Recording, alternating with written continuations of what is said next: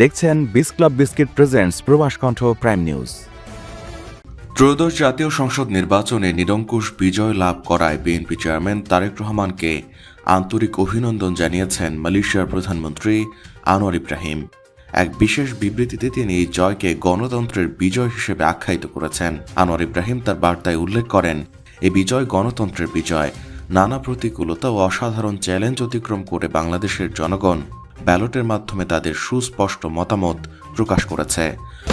মালয়েশিয়ায় 10 রিঙ্গিতের বিস club biscuit কিনে এবার গাড়ি জেতার সুযোগ। আরও থাকছে প্লে স্টেশন, 10টি বাইসাইকেল ছাড়াও 20টি আকর্ষণীয় গিফট হ্যাম্পার।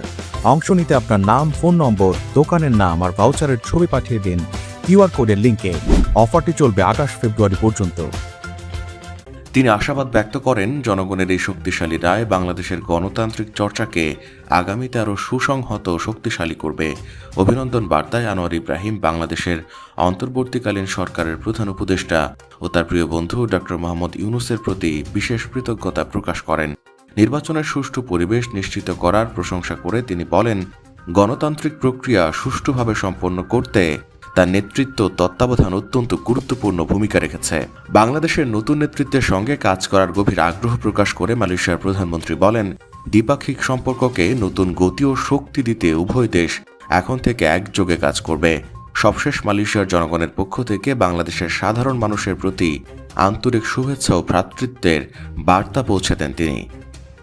প্রবাস কণ্ঠ news desk. Buy 8 ringgit worth of Mr. Noodles and stand a chance to win exciting gifts, including a motorcycle as a first prize.